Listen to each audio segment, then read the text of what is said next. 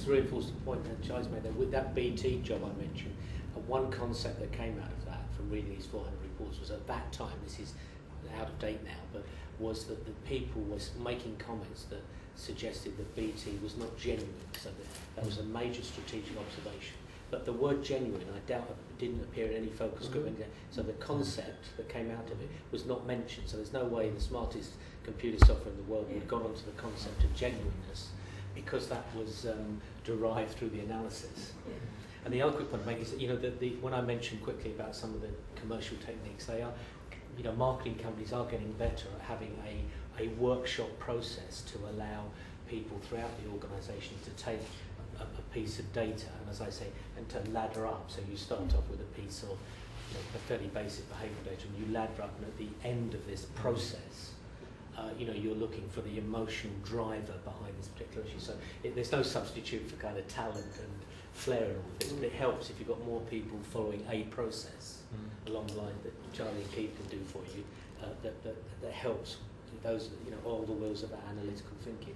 Yeah, I think that's important, because it is making that distinction, going right back. I mean, the end product is only good as the approach that you take, and I think it's critical that the right methods are chosen. And David spoke about sort of the narrative, you know, getting the context, and, you know, the decision's much easier to make when you've been provided with the options. So it's going right back to principles and making sure, getting scope, really scope the issues, really find out what the issues are you, the client, need to deal with. Going back to Elizabeth's first point, though, which was, I mean, very frustrating story, and you're definitely not alone in experiencing it. It's the idea that the frustration of knowing that information exists and not, and also knowing that people essentially, you know, how can I put this? Almost people above the one, you know, the hand that feeds, maybe, you know, the commissioners, etc., want the information dealt with, but they're not willing to part with the cash that will allow you to actually kick the information into shape and make it tell a story.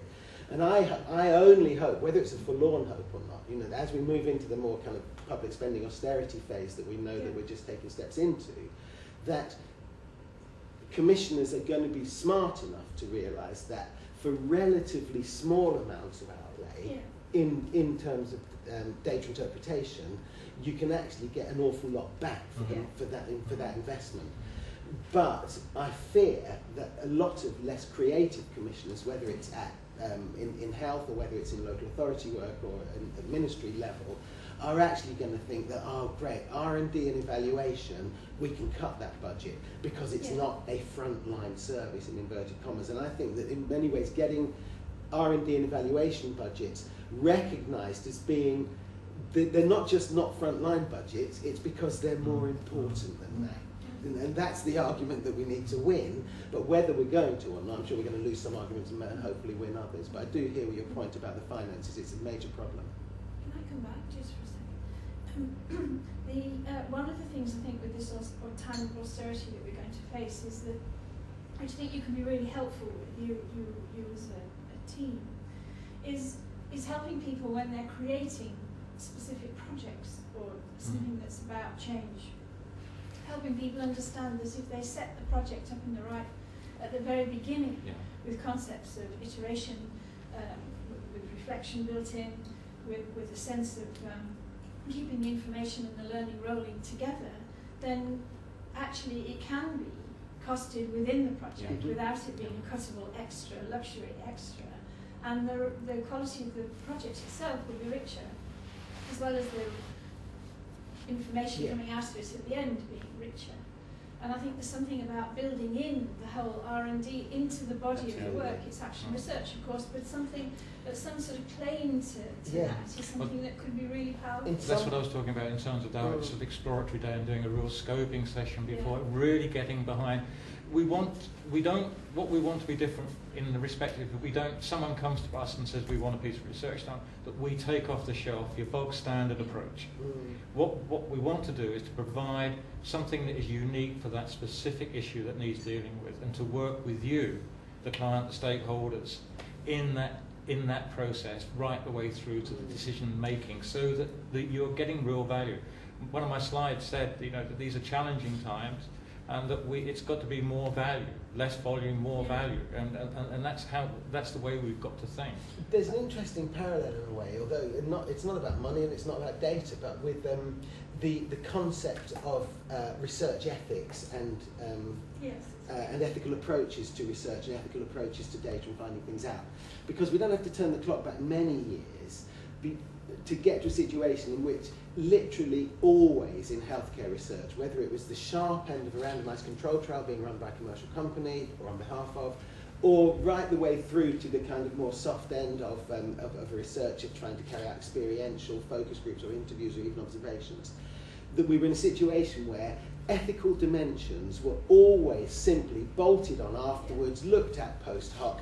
You had all your good ideas about research and then thought, right, ethics, right, okay. Now, we have actually largely escaped from that world now. It's taken a lot of work and lots of training courses and lots of kind of, growth on the part of hundreds of people involved, thousands, where now I think it genuinely is true that researchers, whether they're in the private sector, in the academic world, or in the third sector, are routinely, they don't think ethics at all because it's literally woven into what they're doing. Now, in many ways, we need to get to that stage with the idea of data and particularly evaluation.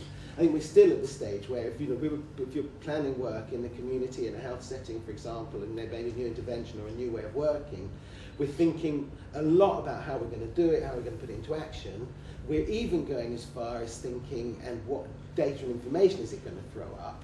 But then bolting on the evaluation budget at the end, thinking, right, we better not forget the evaluation budget, here it comes at the end, almost as an invitation for a commissioner to say, yeah, see that evaluation budget, we want to fund your project, but we're going to cut that by 90%.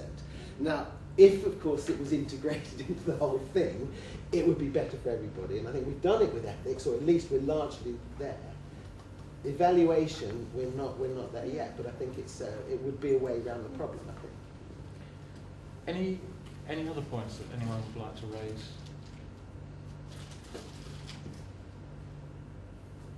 Well,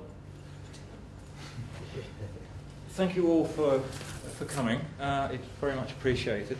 Can I, as I say, there's tea and coffee for those who would like to sort of loiter for a little while afterwards. I know that David's got to. Oh, you're okay with David. Can I also ask you to, if you don't mind, filling in the evaluation form that's at the back in the pack. The actual two presentations, David and mine, will be available on the on the website probably by the end of the weekend. Also, as you've noticed, Shen's been videoing, and we're hoping to put that on YouTube, isn't it? And I'll give it to you in the format. we can put it. We can tag it onto the back of the website, and I think it'll also be accessible through YouTube. I'm speaking to my my techie guy who's going to sort all that out. So that'll probably be in about a week or two. But there's no way we're going to get as many YouTube hits as people getting bit on the bum. Well, you never know. Bit on the bum by a dog or something. If you put our dog on it as well, I mean, it's bound to because she's so gorgeous. But I can email around when that's going to happen. Also, Elaine mentioned to me that obviously we've kept the information on who's who to fairly limited, obviously, because we have to. Elaine said that that it might be a good way of networking. So if anybody needs to get in contact with somebody that's already here, if they can obviously do it through me, and we can give, with permission from that person, we can actually send on that email address, etc. So if you're happy with that, but come through me first. I think that's all the points, really, isn't it? It's just thank you again to David. No, very much appreciated, and for Charlie, and for Shen for her videoing, and for Claire for her work. So thanks very much for coming, and I hope that you've actually found it interesting. And do visit our website and have a look to see what's there. And do feel free to take some coffee and tea. And I think, is it just coffee and tea, Claire, or any more cakes left or anything? Some tea cakes. Okay, thank you very much. Thank you.